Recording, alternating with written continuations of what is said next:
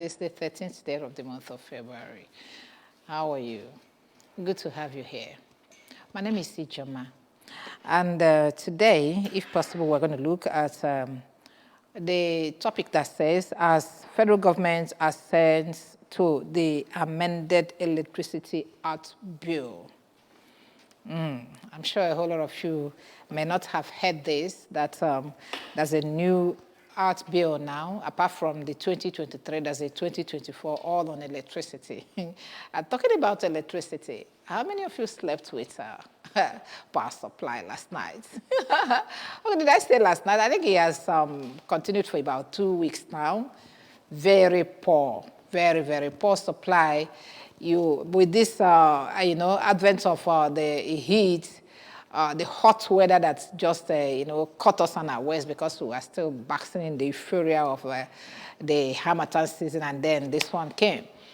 It came with the poor or no supply, power supply, okay? It's not been easy with a whole lot of families. So try to do the needful. Keep yourself cold. You know, like I told them earlier, I had to shower up to 4 times last night to make sure that you don't go under heat stroke. It's very, very, very, very scary. Welcome again. This morning, I have some guests that have joined me to look at this topic as federal government assents to amended Electricity Act Bill. I have Barrister Chris Arukwe. He's a public affairs analyst. Good morning, Barrister. I also have Dr. Dennis Eke Mezier. He's also a public affairs analyst. Good morning, Doc. Yeah, Happy New Year. Good morning. New Year. Haven't you seen this year? I think I've had you this year. You've seen me? Okay. I've had you on this Valentine, table. Okay, like I moved my Valentine forward to celebrate you today so that tomorrow I'll do Ash Wednesday. Okay, I'll do both of them together. I see. You're welcome, sir. Okay, yes, Barrister Chris Arukwe. I was talking about the electricity bill of 2023 and that of the 2024. Okay, what is the difference between these two? And is it, okay, it's an amendment. Okay, let's just hear you. Well, it's not much difference between the two, but the basic thing it was, the 24 is a bold attempt to review and further penetrate assets that includes the host communities to benefit from their assets of generating companies. You know, the one we call the GENCOs. You know, they generate this activity, they generate this electricity from resources of the people. Water, gas and all that from host communities. And these host communities suffer impacts. And they have thought that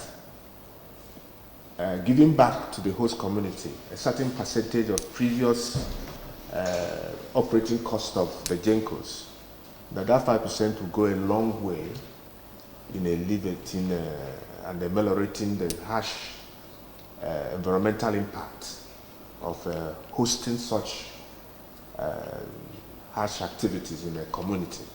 So the 24 Act actually deepens access both to the rural communities in such a way that electricity will go around faster and easier by allowing the GENCOs, permitting them and making it into law that they should participate in the lives of the host communities. And then two, trying to give power to the state governments and the local government to generate this power and distribute.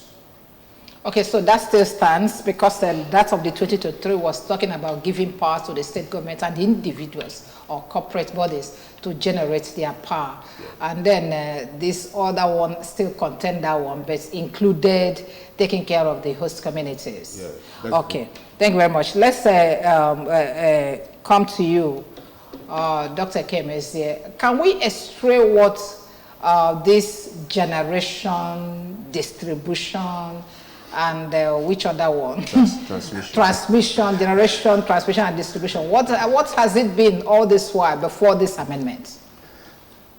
Well, you just recall transmission. No, that's where you. That's by the way anyway. I think by assenting to this bill is one of the steps the federal government is trying to yield to public opinion in terms of issues management, so that citizens will feel the part of government. And importantly, also, I see it as a way of also buying in legitimacy and loyalty of the citizenry, because you know that that's a battle of the current government, how to earn the legitimacy of the people, so that government will continue to function smoothly. And with this, in the right direction, just as Barrister Luque said, that is trying to engage the stakeholders in terms of, if you look at it, it appears a devolution of powers, so that the federal, the state, the local government, and then community partnership, which you call the private partnership, so that all of them functioning, all of them will come together and share the cake of electricity generation, distribution, and transmission, so that the common man will have at least breed. Okay. This heat you are complaining of will now go. If it's functional. Am I the only person complaining? You should be complaining bitterly. And it pained me. Honestly, I must tell you. Okay, like Barrister Rupe. Yeah. You don't distribute or transmit what has not been generated. Yeah. The other day we heard that we are generating below 3,000 megawatts. And then the other day was South Africa, or was it Ghana, calling us a generator nation. Yes. Okay, that's South Africa. South Africa. That's my neighbor. Okay, so a whole lot of things. Now we are amending our bills to, you are amending what is not existing. What do we do? What do we do? Like I asked Ekemeze, how has it been? This generation and transmission and distribution, has it been there before we now talk of how to amend it to make it better? What do we do to even generate enough? Okay? Yes, you can see from long time in the past, from NEPA, when it was called NEPA, ECN, all that, there's been, growing up, you hear when children will shout, or some of us shouted, NEPA, that is, it was a learning process. And then when they took the lights. Yeah. Okwewe. We have always been, we grew up with power outages. Yeah. In some developed countries, they don't know what it sounds like. There's a blackout. But it's the culture here that you take it for granted that you're going to have a power outage. Embarrassingly, it has not improved over a 30-year period of gestation. And from privatization to the stage we're in now, from breaking down the companies into units, distribution, transmission, and all that, it hasn't really, the foot on the ground doesn't show that things have improved. A nation of the size of Nigeria, 220 million, grappling with 59.6 megawatts of electricity, over an installed capacity of 12,000 plus. It's not, how does it work? In a month, we have had sustained breakdown in the transmission, and we have not had plausible explanation why we are in this mess. The law that just came, the 24 electricity bill, is trying to do all well, because the problem has started early in the year, in the gestation time, that power, transmission and distribution is in the exclusive legislative list of federal government. So that even if you produce your own power, you must introduce it to the grid, national grid, in such a way that the people who control the distribution can send that captive power, that is the power you generated for your use. They can send it to the north, they can send it to the south, they can send it to anywhere. But what they're trying to do now is that you can have your own smart grid, which is not a national grid system. Most countries don't operate on national grid system because it comes with this long-term energy loss. One thing that affects A affects the Z of it, because it's the same monologue system. But when you have a smart grid system that we can have light here, manage our own failures, manage our own circumstances, the next door neighbor might be supplied or gridded on a different grid, and it gets better. So it hasn't been any kind of joy from NEPA, ECN to transmission. Okay, and but all that. can you specifically tell me why it is difficult for us to generate power? Is it because we don't have the waters, or we don't have the willpower, or the political power, or what is it? Or we don't have the engineers, yes, or the equipment? Why can't we generate power? The answers are not very far to see. If you're not a Nigerian, this kind of question would pose a problem. But if you're a Nigerian, it's not a problem, where 3 billion will be used for verification of people who came for an exam and all that. It has been a culture from Geregu power installation to Kainji Dam and all that. The resources targeted for improvement of the infrastructure, for generating more power, has also not ended well. It's not been deployed properly. And most nations of the world still sustain the old method of the coal, burning the coal, the thermal energy system. Well, they are gradually moving to renewable energy, solar, wind, and water. Those things that don't increase the carbon content of the environment. So the answers are not quite very far-fetched. Technically, the privatization has not gone deep, because you now broke the generating companies and distribution companies into a big blocks, like some company controlling the eastern region.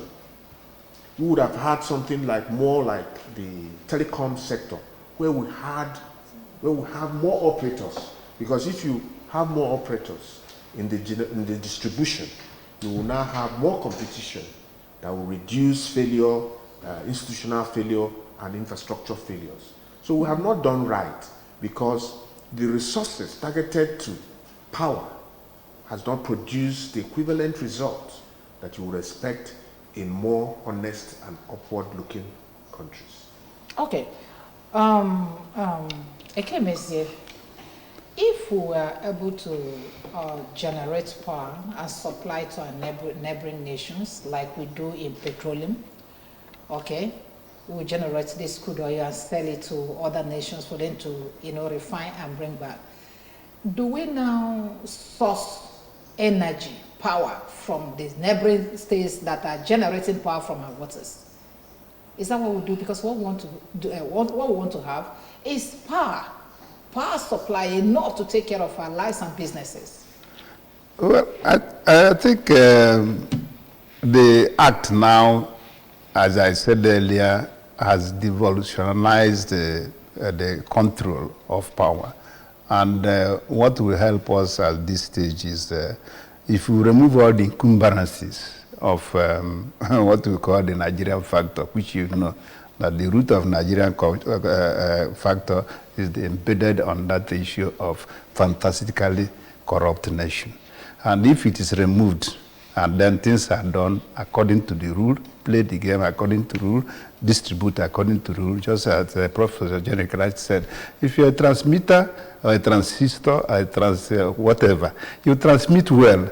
And then if you are generating, you generate well and adequately, and then distribute adequately so that people will get it at the minimal cost. But this time around, where the resources are located, funding of such national projects are not used for the purpose it's meant for, then becomes a problem. If you are dependent on other nations to generate your own, then, and you claim still being giant of Africa and of course a populous nation Nigeria, then where will be your integrity, not to talk of your sovereignty?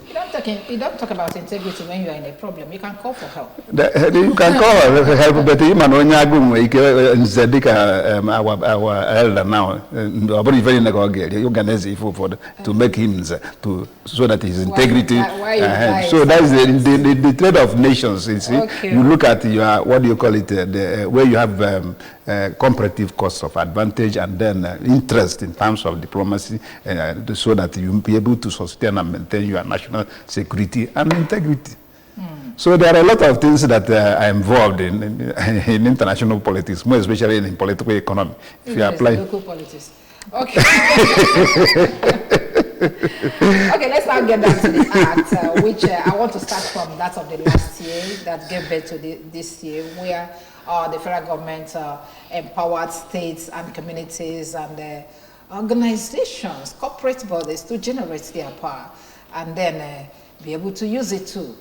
Okay, Barrister Arupe. Yep. How has the states of the nation embraced this? Yeah, you will recall that sometime in the past you heard about geometric trying to power specifically for Amba. And then the policies of it that killed that initiative was where Professor Naji was also the Minister of Power.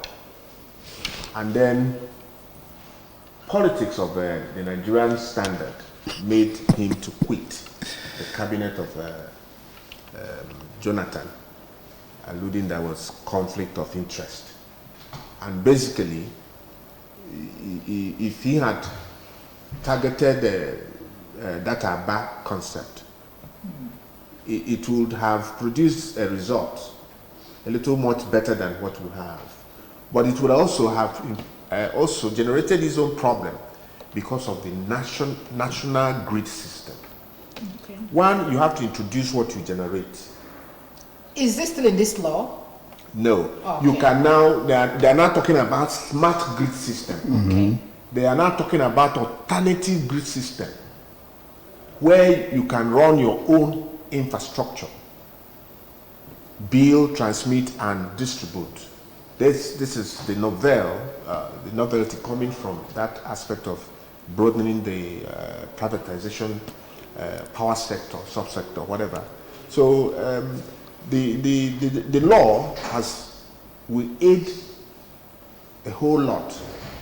A lot of people could now, foreign companies can now come and target particular states or particular regions where they know that they do not owe the national grid any apology. You can now buy power, like units of your MTN recharge card and all that. You now do your life, you organize it the way you can afford.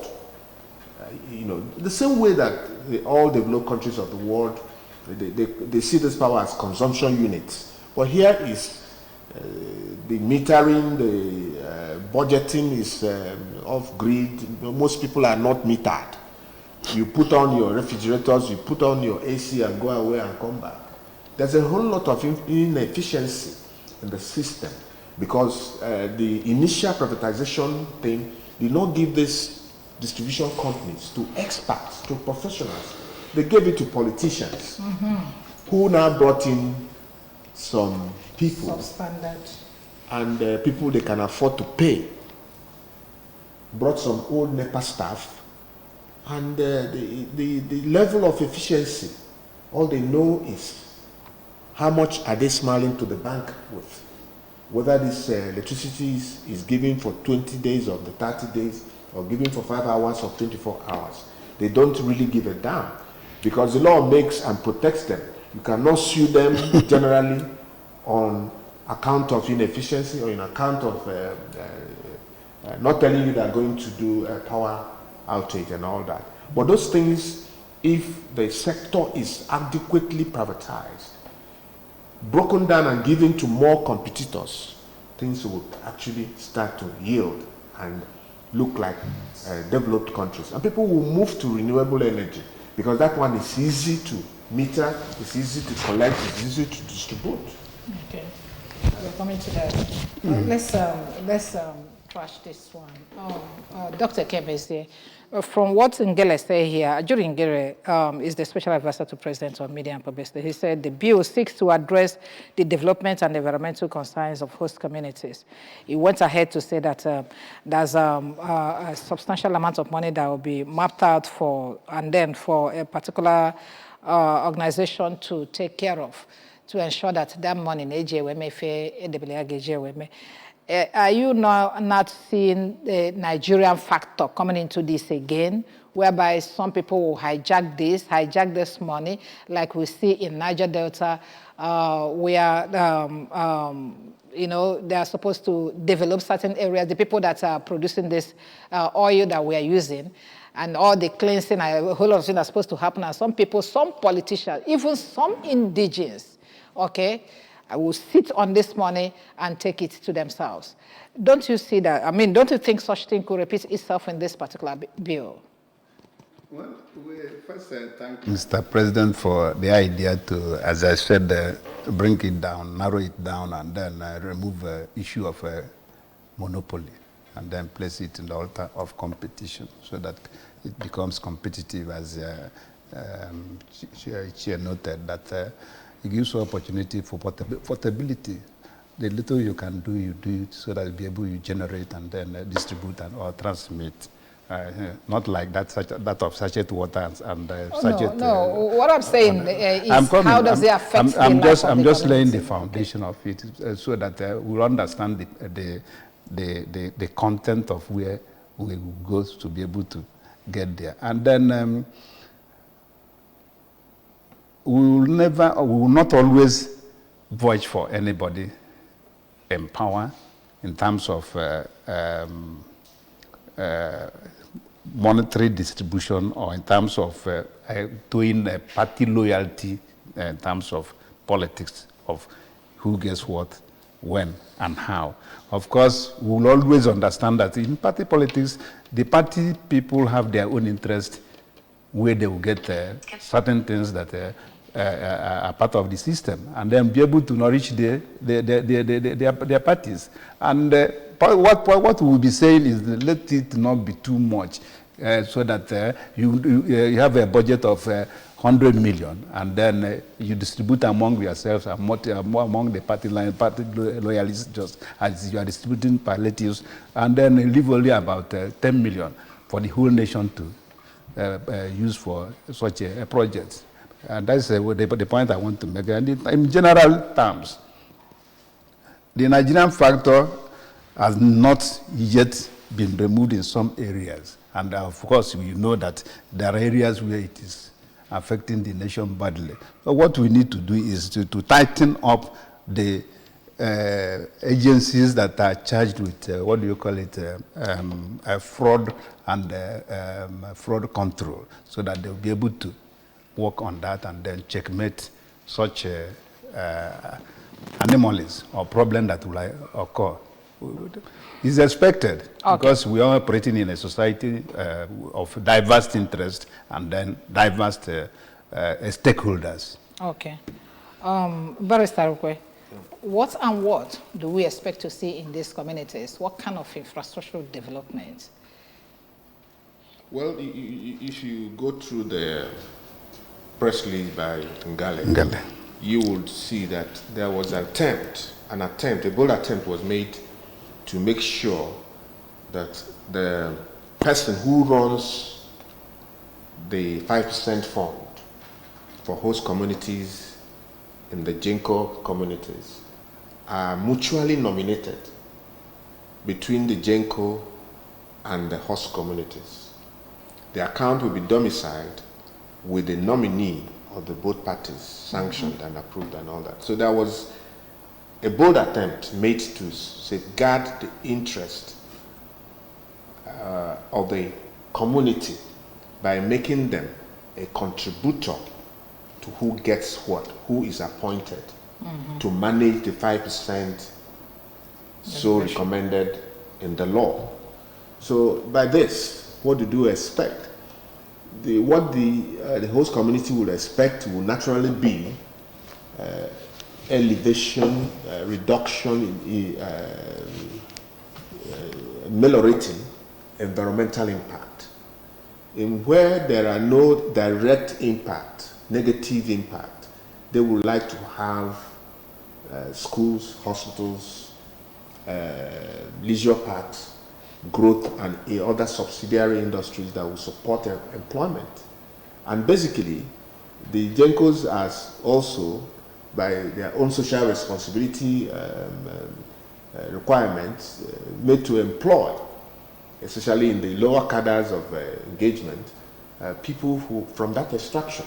So they will have the direct impact that such a facility or infrastructure is domiciled in that community. Well and good. On the paper, everything sounds quite good.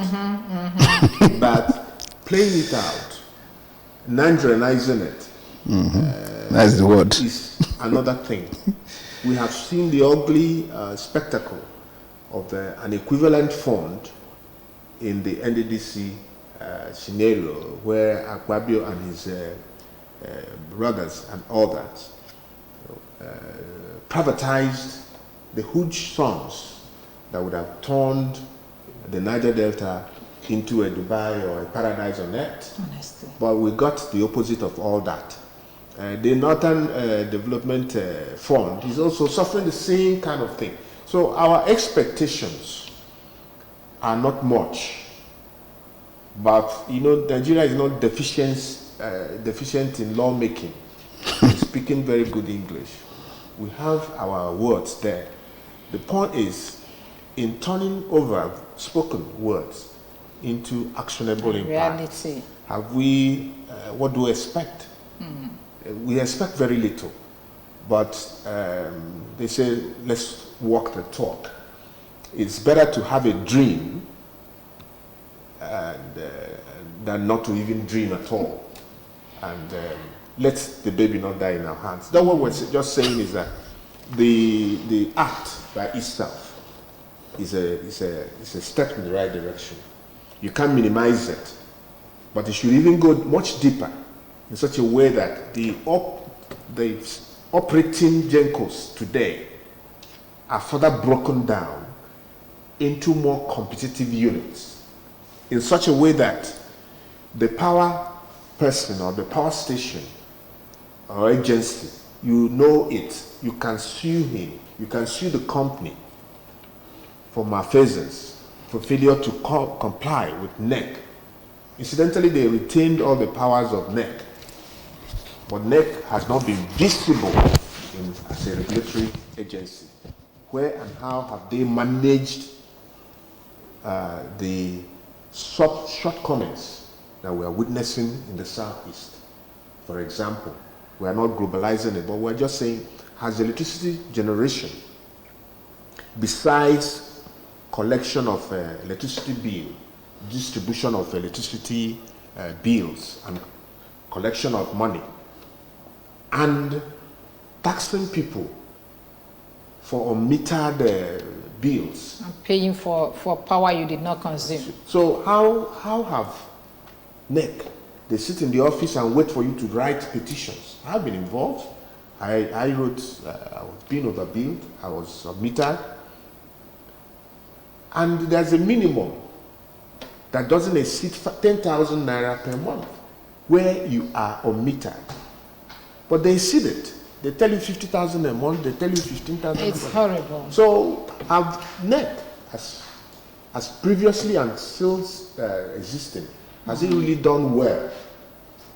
So vis-a-vis the new law, it depends on the implementation. Okay. The blueprint looks beautiful, the words look beautiful, the intention look absolutely glorifying, but how do we transmit it to the It soldier boils on the down ground? to the STEM Yes. transmission. How do Okay. we, yes. Okay, we're coming back to look at exactly what we need to do to ensure that we are properly powered in this part of the world. Remember, it is Good Morning, Anambra, and we're looking at this nagging topic this morning as federal government assents to amended electricity Act Bill with Barrister Arukwe and Dr. Dennis Ekemeze in the House. Okay, we'll take a break here. When we come back, we look at the renewable energy and what we stand to gain from that. Don't get away, please. My champs, they use energy at school. I know because imagine the energy they may have used up to return home this transform every day. Your champs need nourishing energy. Give them the new and improved Milo at breakfast. It has nutrients that support energy release to help champs get the most out of their active days. Milo!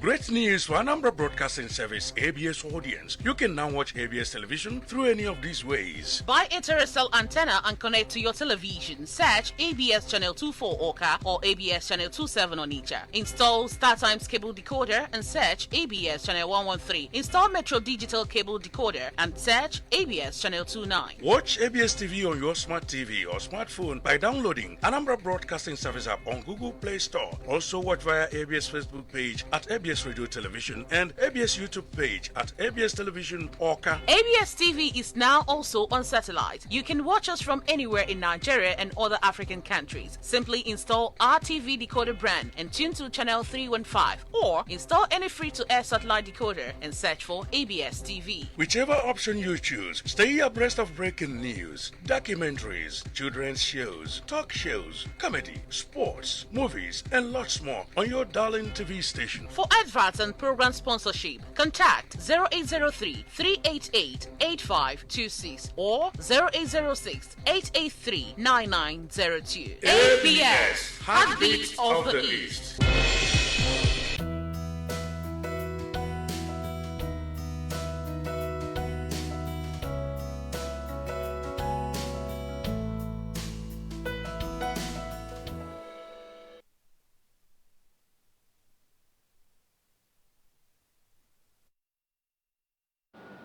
Okay, welcome back. Welcome back. It is still Good Morning, Anambra, and we are looking at the power supply. Let's bring it home, how we can get better power supply in this part of the world, okay? With the act that just came up that promotes renewable energy by requiring electricity generation licenses to meet renewable generation obligations as prescribed by NEC. You mentioned NEC, and that was when it came to my mind. That's this renewable energy. We are talking about how to generate this power, how to take care of the communities. That's if there is water, sea, river in your place whereby we generate water, because I don't know any other source where we generate apart from water here now, apart from the renewable energy. Is there any other source? The wind in the north, the sun in the north, the hydro and possibilities in the south, more of the hydro. But the sun is generally very sustainable. That is, using the solar is sustainable because we have virtually our months having some sort of sun, because this sun has to come even in rainy season. Without the sun, the water will not fall, the rains will not come.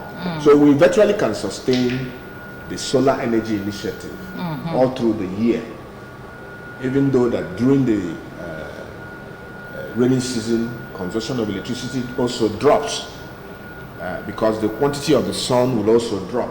Okay. So it can counterbalance itself if we consume very less in the rainy season, because you don't have to use the AC when the temperature is that It's low. low. You know, that kind of thing. So, but Okay. The new renewable energy thing is the solar. Okay. But it's, Yes, it's that's- still a very expensive. And that's what, and out what of I the want reach to of what the I want to people. ask Doc now. Talking of renewable, I think what is readily available for us now is solar, which of course many people have ventured into. How sustainable it is?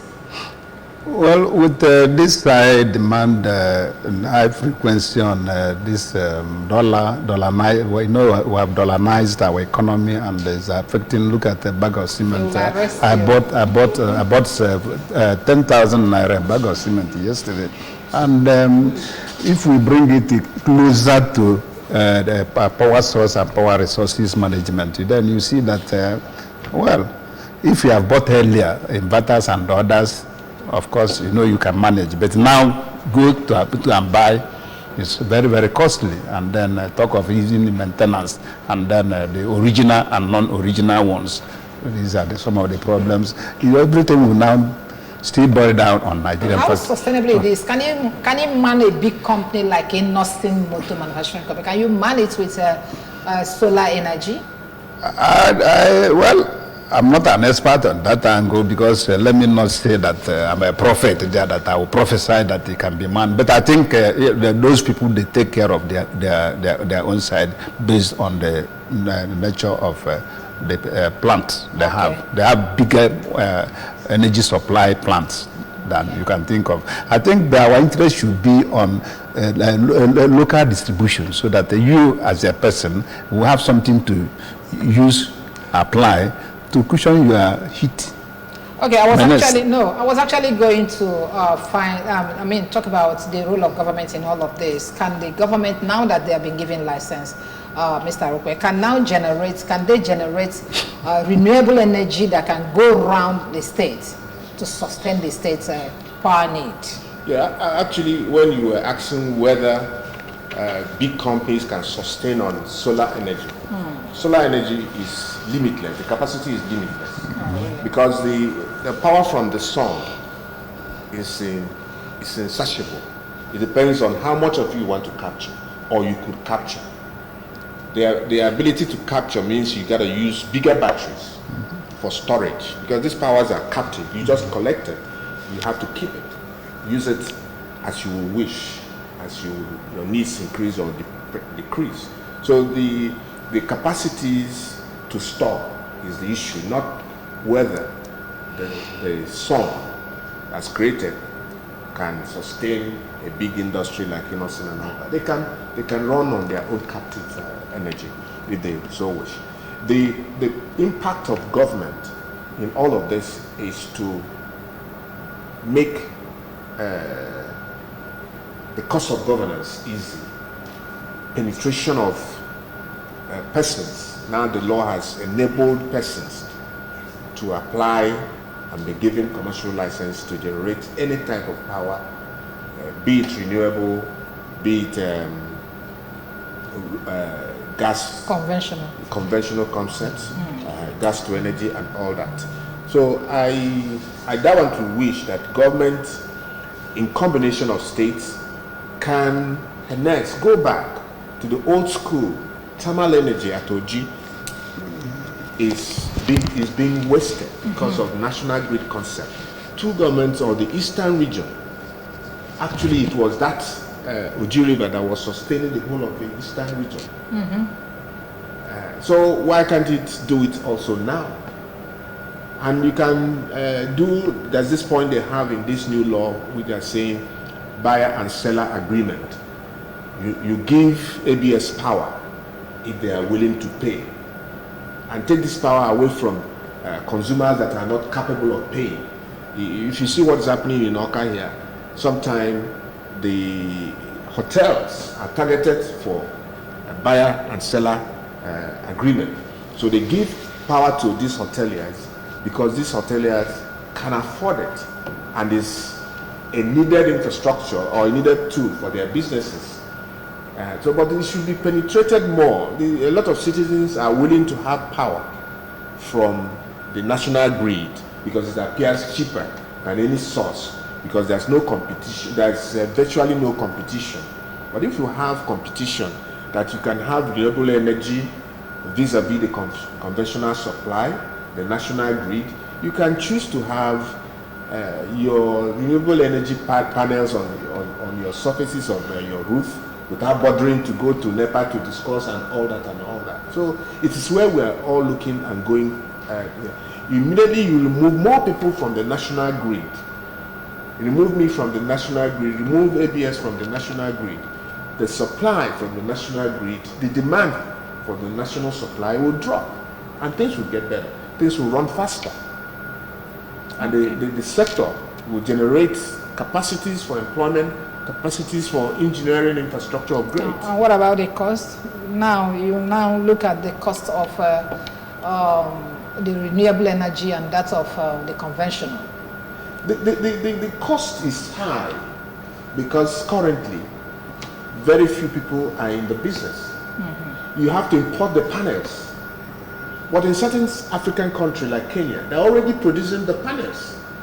Because it's not the end of science. It's not basically, it's just fiber. It's not the end of science. It's not even nanoscience. It's a cheap thing. So the infrastructure is the basic thing. The infrastructure is costly because it has to be imported at your naira equivalent of the dollar. And it has to be freighted here, it has to be transported, it has to be installed by certain experts because the training has not also been done. So these things impute on the cost.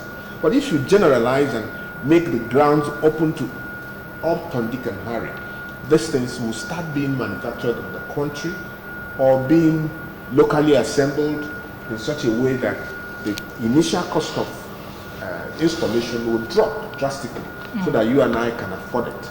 Okay. Thank you very much.